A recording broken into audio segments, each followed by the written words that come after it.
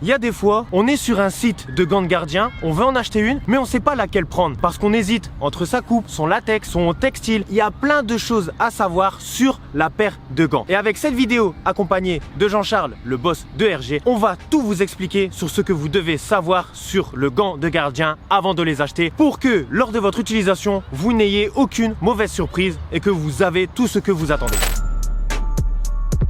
Pour vous expliquer tout en détail ce que vous avez besoin de savoir avant d'acheter une paire de gants, on va se référer sur le site RG. Forcément, on est avec le boss de RG. Salut à tous, boss RG France et Belgique. Sur notre site internet, surtout ce qui est important, c'est de ne pas acheter une paire de gants juste par rapport à son design. Souvent, on voit une paire de gants, elle nous plaît, on l'achète. Le problème qu'il y a, c'est que si on joue sur synthétique et qu'on achète une paire de gants qui est faite exclusivement pour de la pelouse, forcément, on va être déçu. Donc vraiment, soyez attentifs, on est le plus précis possible pour que vous puissiez choisir vos gants de la meilleure des façons. Je comprends tous ceux qui veulent choisir leur paire de gants par rapport au design, on a envie d'être beau gosse, on a envie que nos potes ils nous trouvent beau gosse, etc. Mais si c'est pour utiliser cette paire de gants un seul mois sur 3 ou 4 mois, ça ne sert à rien. Après, ça va vous revenir trop cher si vous en payez 5-6. C'est bien beau d'être beau gosse, mais à un moment, faut penser aussi au budget. Je vais laisser la parole à Jean-Charles pour tout vous expliquer en détail avec le site RG. Donc on va commencer avec la dorsale. C'est vraiment ce qu'on présente en premier sur notre site internet parce que c'est ce que vous voyez souvent en premier sur une paire de gants. Et la dorsale, elle peut être composée de différents matériaux. La plupart du temps, ça va être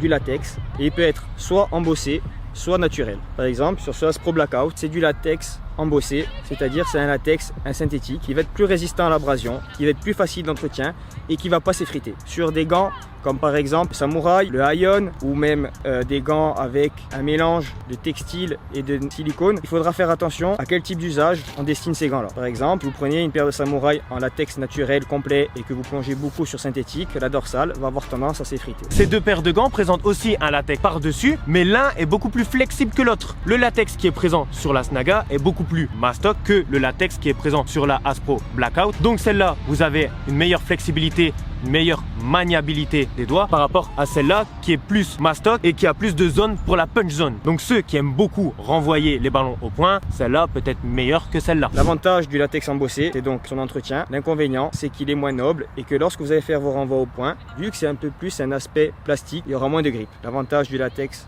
naturel, c'est que vu qu'il est plus grippant, et ben au niveau des renvois au point, ça sera plus précis et la couche amortissante sera plus importante. En fait, c'est le textile qu'on appelle aussi le corps du gant et qui sert au fait de base à la construction du gant. C'est-à-dire qu'au fait, il va avoir tout un manchon qui va être fait d'une ou plusieurs pièces et sur laquelle on va poser le latex qui va gripper, on va poser la dorsale avec tout l'esthétique dessus et on va aussi y ajouter un bandage. Et donc ce corps du gant, ce textile-là, il y en a plusieurs sortes. Il y a le mesh que vous a présenté Flo sur la Aspro Blackout, il y a le néoprène qui vous a présenté sur le Snaga Black et qu'on a aussi par exemple sur les Snaga Aqua. Il y a aussi le knit que vous avez sur les Tori Defit, c'est le textile le plus flexible et le plus respirant de la gamme RG. Et il y a aussi le Brevaprene, c'est au fait c'est un néoprène qui est respirant, donc par rapport à son nom anglais, ça veut dire ça, et qui est au fait un bon mélange pour les gardiens qui veulent avoir chaud et en même temps de la respirabilité. Déjà, dans un premier temps, il y a des paires de gants qui sont plus à conseiller en hiver qu'en été. Comme par exemple, on a ici la Snaga Black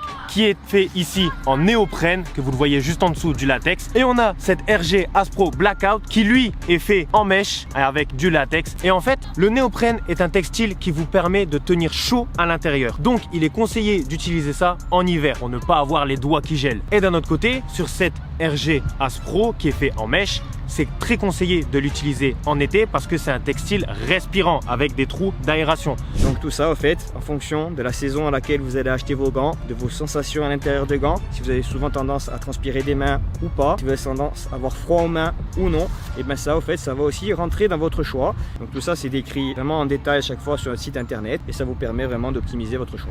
On passe à ce qui vous intéresse le plus sans doute et vous voyez de suite, il y en a plusieurs à la main des gants, c'est parce qu'il y en a une multitude, il y a des noms, terminologies très différentes au sujet du latex. Le latex, c'est vraiment la surface qui est en contact avec le ballon, c'est ce qui va faire que le gant va accrocher ou non, qui va résister ou non, et c'est vraiment le nerf de la guerre dans le domaine du commerce du gant de gardien de but. Le latex est la partie la plus importante que vous devez savoir avec la coupe lorsque vous choisissez une paire de gants. Il existe plusieurs types de latex et ces latex-là, vous devez les connaître pour pouvoir bien utiliser vos paires de gants. Chez RG, on a souvent été réputé pour la mousse contact grip. C'est celle qui est présente donc par exemple sur le Aversa, sur nos emblématiques Snaga, sur le Aspro, sur de nombreux gants. Et pourquoi on choisit cette mousse-là? Car c'est celle en fait qui est la plus résistante à l'abrasion. C'est celle qui a le meilleur grip si on l'entretient régulièrement, c'est-à-dire au moins une fois par semaine qu'on la lave. Et vraiment, c'est elle qui a les meilleures propriétés pour plaire à tout le monde. Donc si vous voulez une paire de gants qui dure longtemps, choisissez soit le Dynamite Fit, soit le Contact Grip. Ensuite, pour pas faire de jaloux, un autre type de mousse plus exactement, c'est la Giga Grip. Son avantage, c'est qu'elle est beaucoup plus soft, elle est beaucoup plus absorbante aussi, c'est-à-dire dans le sens où vous allez avoir une meilleure sensation lors de l'impact de la balle. Ça va être beaucoup plus soft et le ballon va vraiment faire comme un effet ventouse si vous l'entretenez bien. Pareil, la Giga Grip, elle a l'inconvénient, c'est que si vous l'entretenez pas, elle va sécher et elle va se fragiliser. La Giga Grip aussi, elle est moins polyvalente et il faut plutôt l'utiliser sur des terrains en herbe ou des synthétiques très récents, mais à condition de la garder pour les matchs. Si vous voulez utiliser une paire de match qui favorise grandement la prise de balle, optez plutôt pour un Giga Grip, celle dont dispose cette paire de gants là, la Bionix. De nouvelles mousses font leur apparition sur le site RG. Donc là entre les mains, j'ai par exemple la mousse Hydro Grip, c'est celle qui est présente sur le Ion et sur le Ion CHR, elle est bleue. C'est une mousse qu'on appelle une mousse à mémoire de forme. C'est une mousse qui nécessite par exemple plusieurs prélavages pour s'activer. Donc ne soyez pas surpris lorsque vous pouvez l'utiliser la première fois et que vous n'avez pas fait ça. Mais une fois que vous l'avez bien entretenu, vous allez vraiment avoir une sensation de coussin, un amorti impressionnant et qui va vous permettre vraiment d'avoir des prises de balles parfaites en toutes conditions. C'est mieux d'avoir une paire de gants en plus spécialisée pour les temps de pluie. Ça arrive des fois que notre gant ne grippe pas parce que avec l'eau de pluie ça glisse. La difficulté avec le latex, c'est qu'il faut vraiment le choisir en fonction de ses besoins. Il faut vraiment aussi se connaître soi-même, savoir comment on se réceptionne, savoir sur quel terrain on va jouer, sur quel terrain on va s'entraîner. Et en fonction de tout cela, on va pouvoir faire un choix. Sur d'autres sites, vous vous rendez là-dessus, vous allez voir que les noms de mousses ne sont pas forcément les mêmes. Et là, c'est là où peut résider la principale difficulté lorsque vous choisissez une paire de gants. Ce qu'il faut vraiment regarder, c'est les descriptifs et c'est les conditions d'utilisation. Mais aujourd'hui, RG a sorti une toute nouvelle paire qui est tout aussi résistante que la Contact Grip. C'est le latex avec la Toride Replica, le Dynamite Fit. Je vais laisser la parole à JC et on va parler maintenant de l'épaisseur du latex. Maintenant, on va parler sur l'épaisseur de mousse, importante, comme on le disait tout à l'heure. Ça va vraiment dépendre pareil de votre façon de jouer, de votre volonté d'être rassuré lors de votre prise de balle, de votre volonté d'avoir une main ferme, d'avoir un amorti ou pas. Et tout ça en fait verge en fonction des coupes de gants. Souvent sur des coupes, que ce soit